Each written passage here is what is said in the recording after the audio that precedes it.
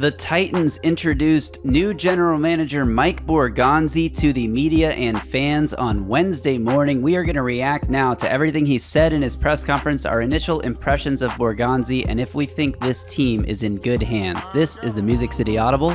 Let's get to it. As I went through my interview last week, I remember calling my wife Jill after I left the building, and I said, you know what, I think this is the one for us. It checked a lot of boxes for us. Great ownership, great fan base, great people in the building that I got to meet, and it's Nashville.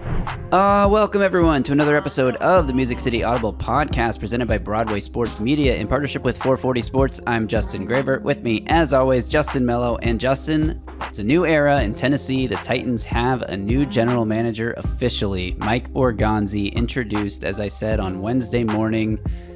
Kind of a weird way that this all went down because Chad Brinker also was sort of introduced in a more formal way in his new position.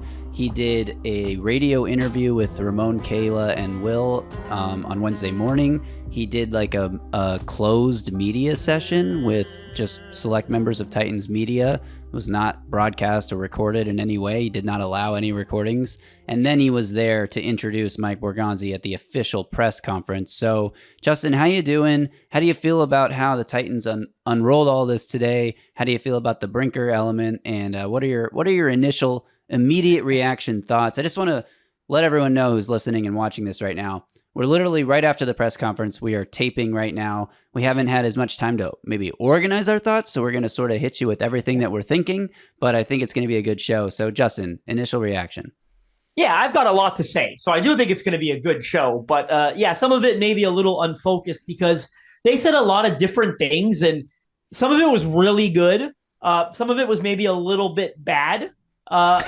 More so, I think, signaling the process of how this all went down and what last year looked like. But look, at the end of the day, I think my overarching thought is I've got faith in Mike Borgonzi and Chad Brinker as football people, as guys that can come in, overhaul this roster as needed, acquire talent, both in the draft, acquire the right fits in free agency, which is going to be important because that was quite the talking point, at least from Chad Brinker's perspective on Wednesday morning. So I think my thoughts are they've got the hopefully the right people in charge. I've still got, I wasn't going to say this early in the show, but screw it, I'll just say it. No, because I think it's what people come here for, the analysis. I still don't think this was very good process on Amy Adams-Strunk's part, but process doesn't matter if it gets results. I mean, no one gives a shit if the process is bad, if the results are good, right? And look, process matters. It does.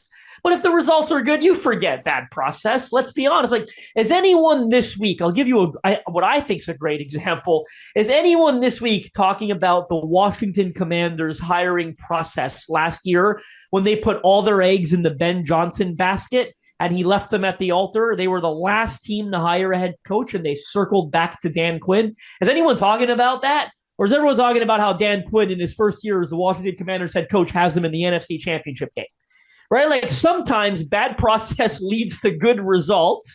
And who cares? No one cares that they fumbled that process last year. They're in the NFC Championship game. So if Amy, the whole Rand Carthon Vrabel thing was messy. I think firing Carthon 2 years in was very messy. And appointing Chad Brinker above him, even though Carthon hired him, was messy. But if Chad Brinker's a great football guy and he hired a great GM and Mike Borgonzi and they turned this team around, then we'll forget about all that really quickly. And I do have faith that they are qualified to turn this football team around. I definitely think they're qualified. And to me, that's probably the most important thing. I think we can break down our takeaways, Justin, into a few key categories. Number one is sort of like the structure of the alignment and the structure of the front office. Who has what power and final say? And if there was somebody next on the chopping block, which maybe there is, maybe there isn't, who might that be? I think we can talk about the way they assess the draft and what they've talked about with the draft when it comes to, acquiring draft picks, what kind of players they're looking for. Like there was a lot of generic stuff in there about looking for tough, physical, violent, fast players, which is like somebody, I can't remember which media member asked, but they were like, aren't all 32 teams looking for tough, fast, violent players? Like, how do you differentiate? That really goes against the other team strategy, who want soft and slow players. Right, and unathletic. But I think there were some interesting points that were said there that we can actually have some takeaways from. And then finally, free agency and how they're going to attack free agency and how it may have been different from last year. So I think if we separate our thoughts into those three buckets, we can kind of cover everything that was important. Now, there was also a lot of fluff, a lot of coach speak, even though these aren't coaches, a lot of coach speak that was like, why did you want this job other than the number one pick? And he's like, well, the number one pick was certainly attractive. But it was also the ownership and working with Chad Brinker and the city of Nashville. And it's like fluff, blah, blah, blah. It sounds like he took the job because he told his wife, Mike Borgonzi told his wife, like, this is the one for us after he got out of the interview. And I think that is partially because, as we've talked about in the last 2 episodes, he's been very selective in his process as a candidate to be a GM.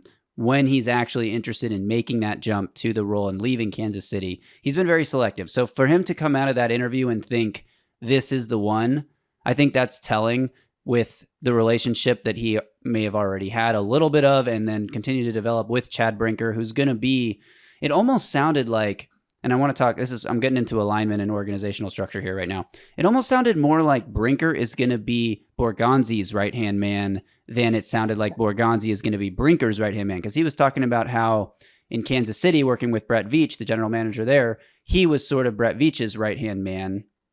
But he was like, because I asked him, what's different about your role now? And he was like, I'm in charge and I have Chad who's going to help me a lot. It's like, aren't you supposed to be helping Chad a lot? It's like kind of a weird thing, but they also talked a lot about how when we enter the draft room, we check our titles at the door.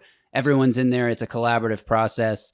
Austin Stanley of A to Z Sports tried to like catch him by saying asking Chad Brinker, like, if Mike is super committed to a player at number 1 and you don't see it, how do you break the tie? And it's like, bro, they're not like getting to the draft on April 20, whatever. And they're like, all right, who do you think should be the number 1 pick? And it's like, it should be this guy. And Chad's like, no, it should be this. Like, no, they're having these conversations together. They're watching film together. They're talking through strengths and weaknesses together. They're going to come up with a vision together. But I think when you talk about the alignment, it sounds like Chad Brinker does have final say, which we sort of heard and were reported on.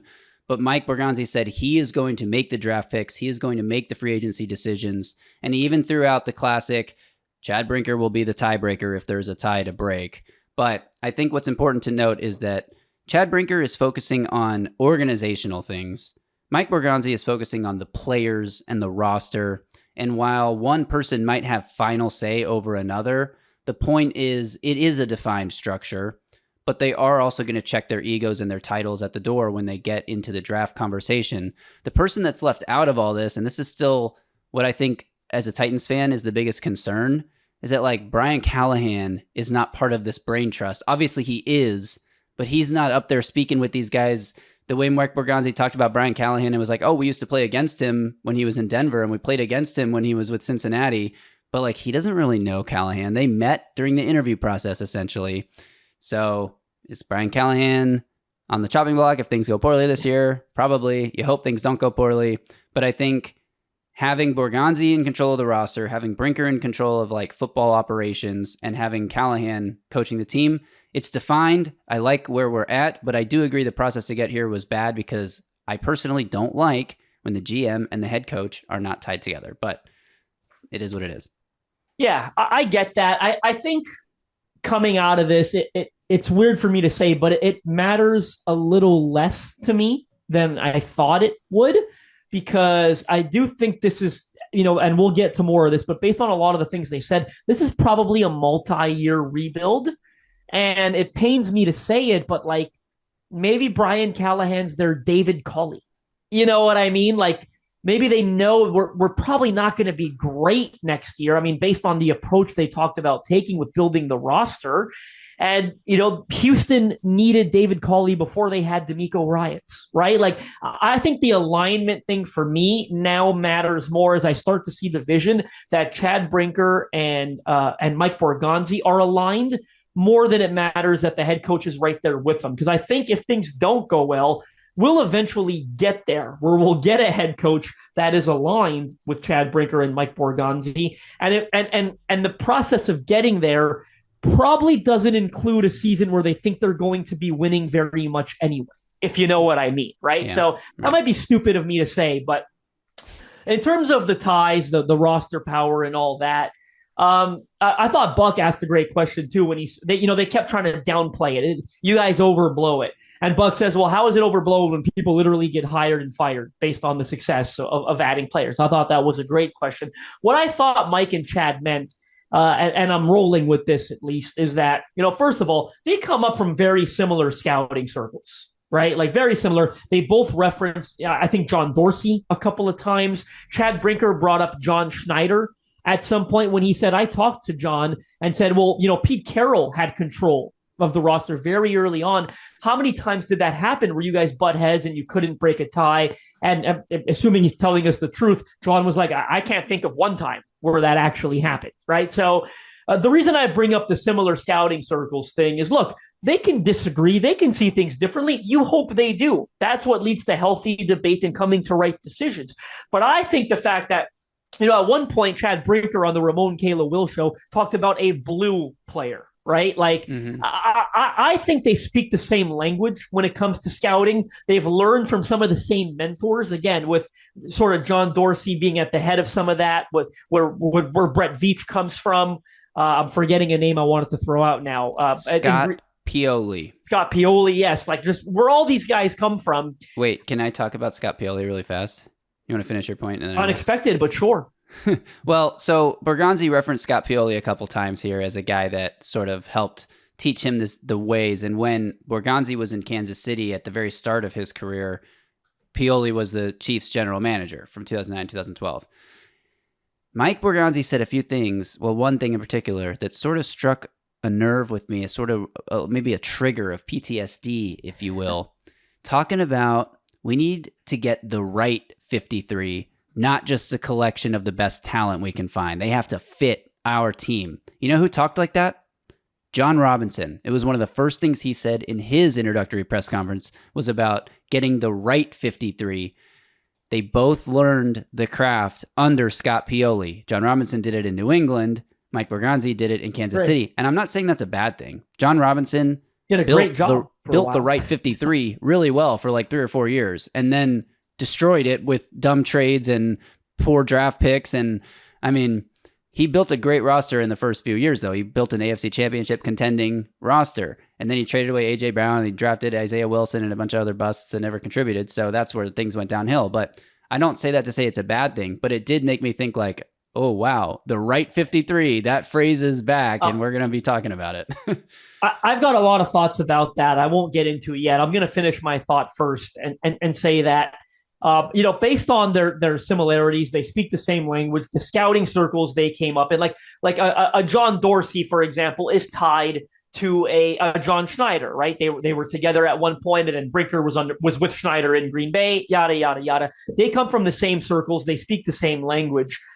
The chances, I think, of them disagreeing on a quarterback, for example, at number 1 overall, I don't think are very high, right? Like, and on top of it, like, I don't know who brought it up. I think it was Rhett Bryan brought it up. He was on Ramon Kalen Will right after Chad Brinker. Like, that conversation occurred with all these candidates in the room, in the interview process. Like, I don't think, the number 1 overall pick is so important.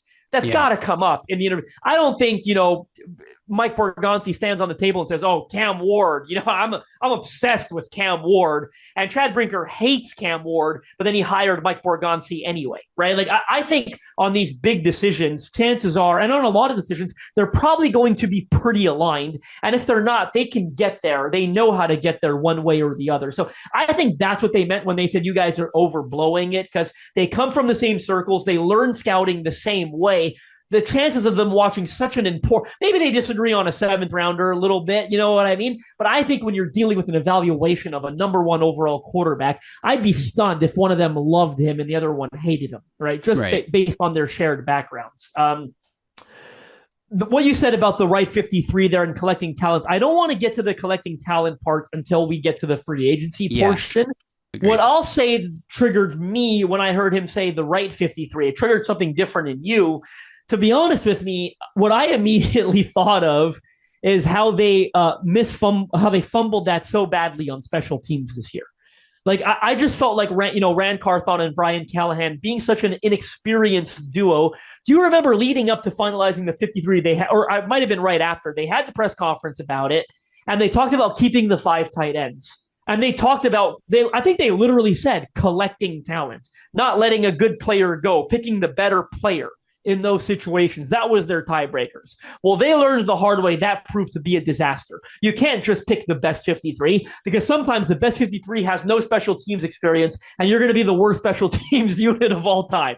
Right? Like that's what I thought of. And I think now I look at, even though Brian Callahan's still a part of this equation, I think there's no doubt he probably has a little less power now in choosing the players than he did a year ago when it seemed to very much be a collaborative effort with Rand Carthon, right? Now I think, okay, now we've got 2 very experienced people in Chad Brinker and Mike Borgonzi who have been around a long time, who have seen this done the right way. There's no chance in hell they're just collecting talent on the 53, particularly from a special teams perspective, because I got to have certain role players to play certain roles. So that kind of gave me a lot of confidence when we hindsight's 2020, when we're able to look back and say, God, what a mistake that was because special teams ended up so badly.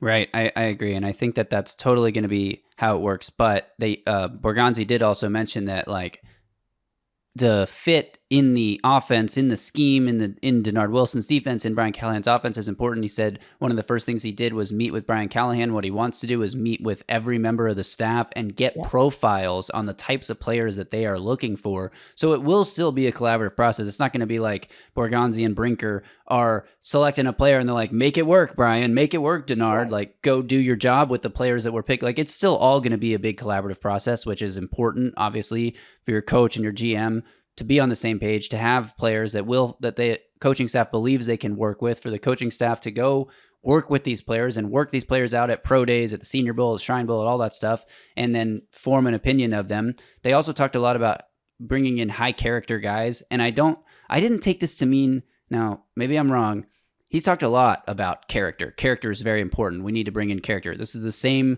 guy who was in Kansas City when they drafted Tyreek Hill, who fell to the 5th round. A lot of people want to give the Chiefs like credit for finding a gem in the 5th round. Like Tyreek Hill was a 1st-round player who had major off the field issues that pushed him to the 5th round. And the Chiefs have done that a lot. They've rolled the dice on a lot of character. They've had a ton of guys arrested in the last 2 off seasons. Like, they knew a lot of them were not great guys. Right. So I wanted to talk about what he meant by character, which he didn't confirm this or anything, but my read on character, because he went on to say highly competitive, love football. This is what they mean when they talk about character. They're not talking about like a Boy Scout, like a Marcus Mariota, 0 red flags type of player. They're talking about guys who want to compete, guys who love to win, guys who eat, sleep, and breathe football like they do. That's what they mean when they say high football. Not like, Isaiah Wilson is a guy who maybe, like, regardless of how talented or untalented he was, he did not love football. I think that's clear. And they want to avoid taking guys like that. He's a bad person too, so he wouldn't check either character box. Well, I don't know. I don't know him personally, so I'm not going to make any accusations. But yes, there are reports that he's done some things he probably regrets. But anyway, my point is, I thought that was an interesting note that I think it can get misinterpreted when you hear a GM say, we want guys with high character. Like, he's talking high football character. He's not saying we're not going to take guys that might have a red flag here or there if we believe they can work out on the field and if we believe we can get them in the right position. But he also talked a lot about development. So I think we should transition. Let's talk about free agency, because let's go. Can we talk about the draft first, actually? The draft is after free agency, chronologically. All right, that's fine. Go ahead. I was thinking chronological. If you want to do the draft first, that's fine with me. It's more interesting, but that's why I wanted to save it for last. No, it doesn't matter. You can go ahead and do free agency. So free agency, I think the biggest thing that came out of this is they talked about they want to be a draft and develop team, which the best teams are, and probably every team wants to be. But they talked about how they can't do too much in free agency. Free agency is a supplement for the places you have major holes that you need to fill so that you have a backup plan if you come out of the draft without the guys that you wanted or without positions that you were targeting.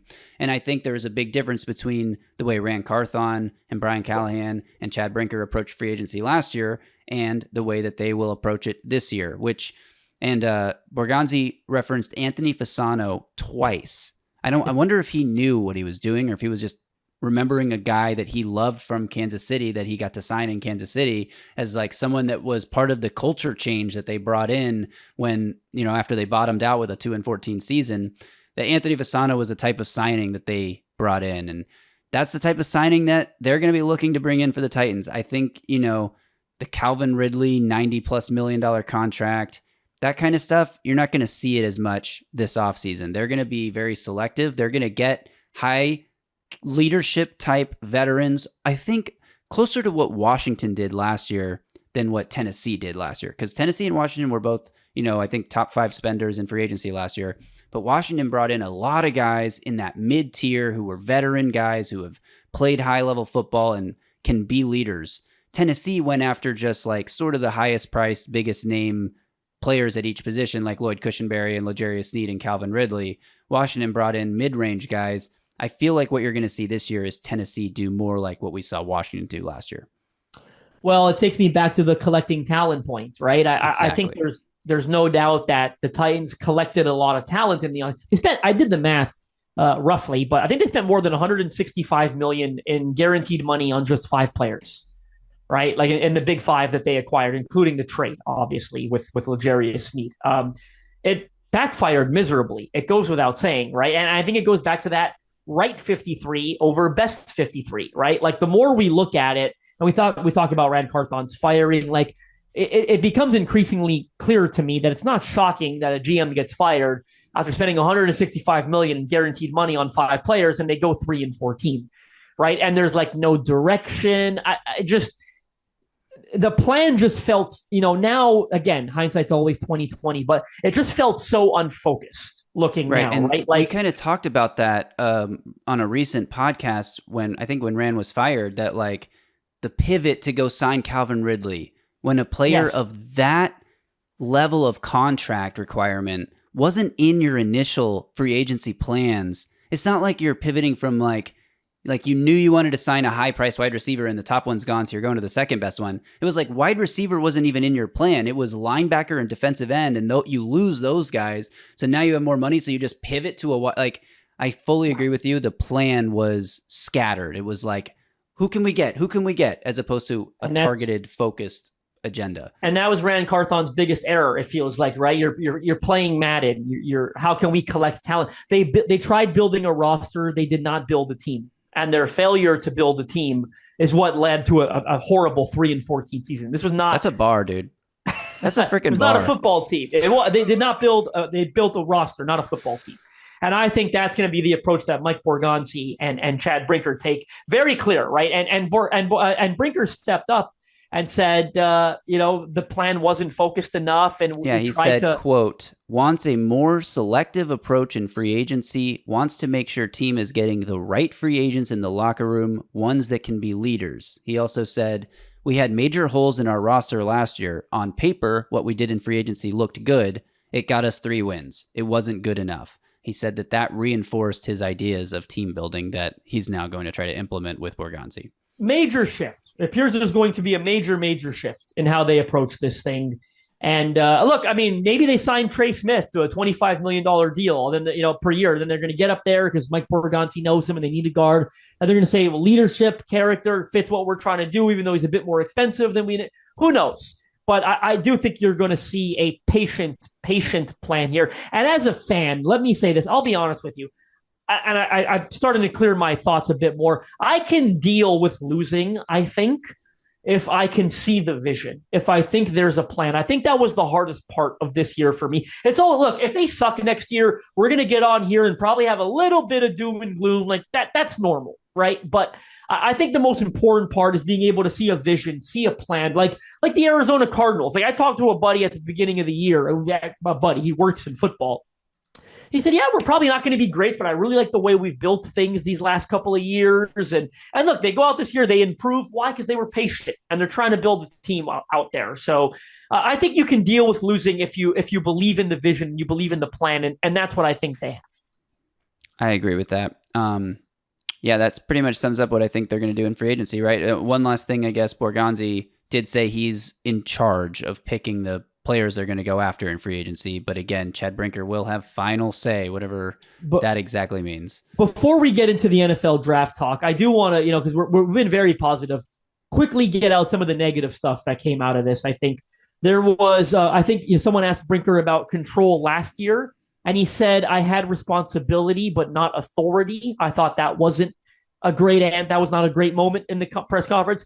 Anything relating to Amy Adams-Strunk was not good, right? Why has she positioned you here? Well, I can't speak for her. She's not going to talk. You could ask Burke Nihill. She's empowered me to speak. That was the most hypocritical thing, because it was like, I'm not going to speak for Amy, but she did empower me to speak for her. Yes. But I'm not going to do it. It's I can speak on behalf of the organization, I think is what, but still, yeah. That was not great. Why did you deserve to stay and you and Brian stay and Rand go? I can't answer. That's, Amy positioned me here. I'm doing the job.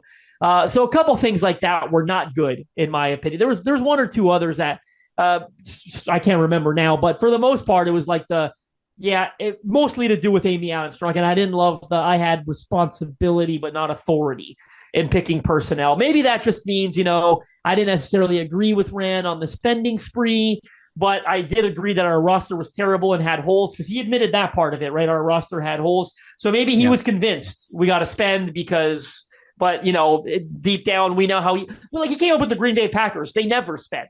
Right. So it's possible that he didn't necessarily feel like that's the way to build a team, but agreed that the roster was terrible. So he conceded to Rand on that. And then when they do so terribly, he's like, I knew this is not the right way to do it. But let's get into the draft quickly. Wait, let's take a halftime timeout break to hit I'll Drink to That, brought to you by Sinkers Beverages. And what I'm drinking to, Justin, is unrelated to anything we're talking about right now. But it was also big news that came out earlier this week. It was. The Titans have hired a new special teams coordinator, John Bones Fassel. Bones in quotes. That's a nickname, I guess. Bones Fassel. It's not his middle name, yes. No, of course it's a nickname. It's not spelled fossil like what you dig up in the ground. It's Fassel, but I think that's probably where the name Bones comes from. Fossil. He's very skinny. Bones. So, yes, he's actually incredibly skinny. So it fits his last name. This is a great hire. Yeah, I'll drink to that. Fantastic hire. Phenomenal hire. It sounds like they might keep Colt Anderson around. They might downgrade his role, but that's okay, because they just got the best special teams coordinator in all of football. I think you're going to see them sign some special teams guys in free agency that double as high character culture guys. A couple of them from the Dallas Cowboys, where Fassel last coached. Nick Vigil is one of those. CJ Goodwin. Don't be surprised if those guys end up in Tennessee. Great hire, and kudos to Brian Callahan for saying, you know what, this was a mistake. I'm going to go ahead and hire someone, not stick with just a buddy, going to hire someone that does the job at a high level. Great appointment. I agree. I think I said this in our group chat, but Bones Fassel is kind of like the Bill Callahan of special teams coaches. Is he the best of all time? Some people might argue he is. Is he the most respected current operating in the league? Probably. Yes. I mean, there was tons of tweets that went out from people around the league, from former Titans players, from other NFL players, talking about an amazing get that the Titans got. I think the one that stuck out to me the most was Amy Trask, who spent a lot of years in the Raiders organization, tweeted Jordan Schultz, who broke the news that the Titans were hiring Fassel, and said, when I read this Schultz report post about the Titans hiring John Fassel, my immediate thought was that John was the best special teams coordinator we had during my years with the Raiders, and I was there almost 30 years.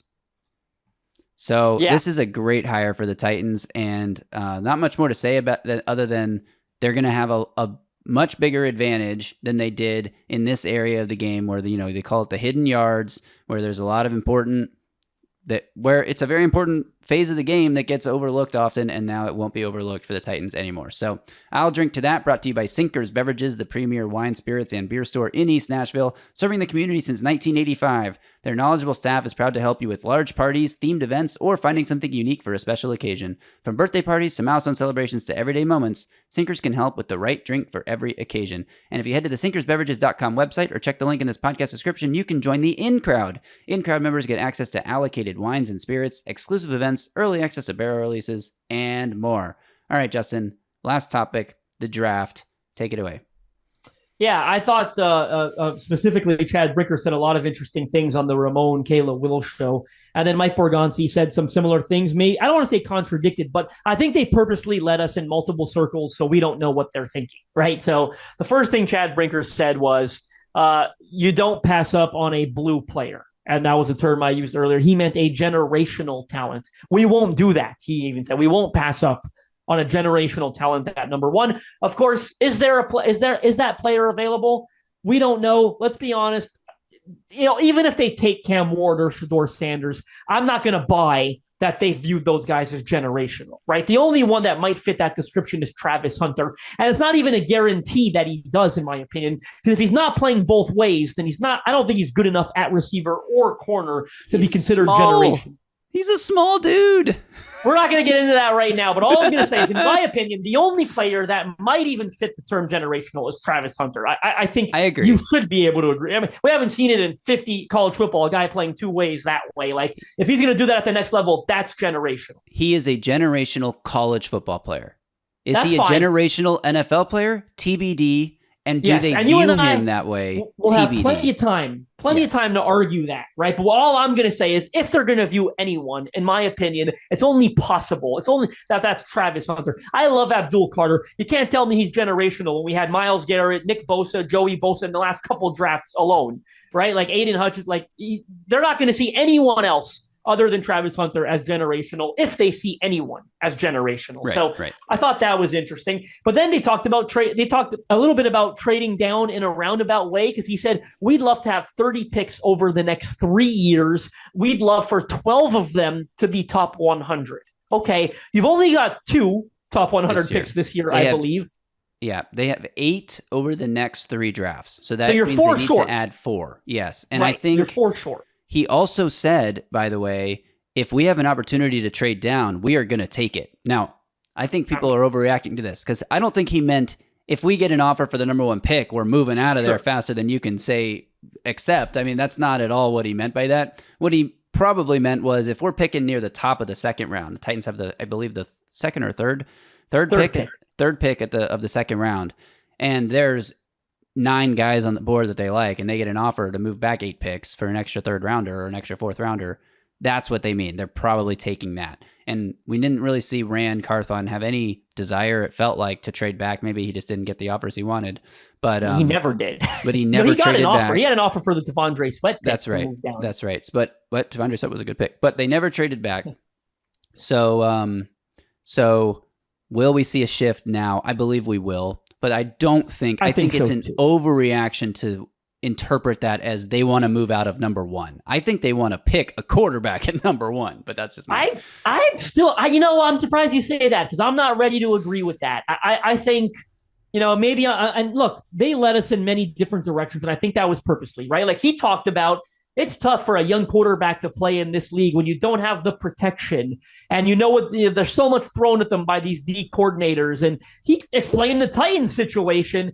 I came from a place, where Aaron Rodgers sat and Jordan Love sat, and Mike Borgonzi talked about how Patrick Mahomes sat, and we had plans, and we stuck to those plans despite, we saw Patrick in that first training camp, and we had a pretty damn good feeling he was special, but we still had the patience to stick to the plan, right? We had Alex Smith. He literally said that. So I think of all those things, and I think, well, both these guys come from places where they were patient with the quarterback. But then Mike Borgonzi, and look, it's not lying. It's true where he says later, the quarterback's the most important position. We're going to attack it with everything we have and figure it out. But, again, going back to the Brinker's comments, are they generational? Probably. Yeah, he didn't only say they would take a generational player number 1, right? They're open to doing something else, of course. But it's funny. I came away, and maybe I'm a fool, but I came away a little less convinced that it's, definitely a quarterback at number 1. I came away thinking they're not going to give us any beat on what they want to do, because they lose any leverage for a potential trade. They purposely led us in multiple directions, in my opinion. You did. Ramon Kalen Will, I'm sorry. He even talked about, like Chad Brinker said, an edge, a tackle, right? Like, there's so many things you could take at number 1. So they knew what they were doing. Oh yeah, no doubt. So I think what they talked about when they want what they're looking for in a quarterback is more meaningful than anything they may have said about Yes. what we they're talk going about to that do with the quickly? top pick. So I'll just quickly read you what Mike Borgonzi listed that he values in a quarterback. Physical arm talent to make every throw in the league. He said every throw in the league. I don't really know. I think that's Every throw on the field, right? every throw in the league. I guess I think he misspoke when he said in the league. Anyway, physical arm talent to make every throw, accuracy, decision making, the way you process coverages. And he said the game has changed. You cannot just be a pocket passer anymore. So mobility is important and leadership. Now, Justin, you sort of outed me on our last pod about which Can I quickly quarterback cut I in like. though? I'm sorry. Can I quickly cut in? Because you didn't. I don't think you saw as much of Ramon, Kayla, and Will as I did. No, I thought it was equally as important. Chad Brinker, when he talked about it as well, he said spontaneous instincts and a guy that wins from the neck up. Right. Which, all of that to me sounds like Cam Ward. I'm sorry. Decision making is Not the all one. of it. Decision making is the one area where you're like, does Cam Ward always make good decisions? No. No. Does he Accuracy, usually? rhythm, timing? I don't know that he makes all of those things. I think he is a very accurate passer when his footwork and his mechanics are right. He misses a few throws, but he also has the ability to teleport the ball into a spot that is, very tight. So, I mean, okay, we're not going to break down the quarterbacks today. We will do that on a future episode. Don't you worry. We are going to get into that soon. I know I've been teasing that for a while, but then the Titans just keep doing things that we have to talk about before we can get to it. The point is they want a quarterback that's going to be really good. Like, oh, you want a guy who's accurate, makes good decisions, is a good leader, wins from the neck up, is mobile. Like, okay, great. Everyone wants that. I will say I do think his description sounded a bit more like Cam Ward than it did Shedeur Sanders, but spontaneous, whatever that word instincts, was. yes, spontaneous instincts. Certainly, it made me think of Cam Ward immediately, right? And I know you go to the same place, but then when I think from the neck up, if he means win with his mind, a rhythm and timing guy, which were some of the words Borgonzi used, I think that's more Shedeur Sanders. If the Titans could only find a way to combine the two of them, I think they'd have their no-brainer pick here. But for me, the jury's still out.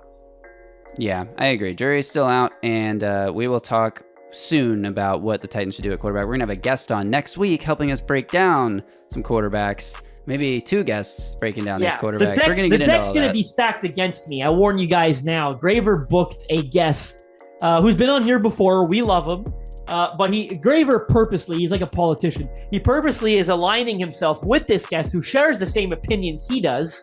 So I'm going to have to come in and push back a little bit. I've got some bombshells to drop on that podcast. I've done some digging on perhaps the shared relationships between the two of you, and I'm excited to deliver that on the pod next week when he's on. But we'll get into that really soon. So there's your tease. Before that, next week, though, we're going to have Pete Sweeney, who is a Kansas City Chiefs beat guy, writes for Arrowhead. Is it Arrowhead? Yes, Arrowhead Pride. Is that what the site's called? Yes. The SB Nation site? Yes. He's going to be on later this week to help tell us more about Mike Borgonzi's background, what he's notably famous for doing for the Chiefs. So stick around later this week. We're going to have that and a deep dive into Mike Borgonzi. And what his role actually was in Kansas City. Pete knows it all, so it's going to be great. Right. So thanks everyone for tuning in. That'll do it for this episode. Make sure you're subscribed to the channel so you don't miss these ones coming out soon. We'll be back later this week. Until then, y'all stay safe out there and tighten up.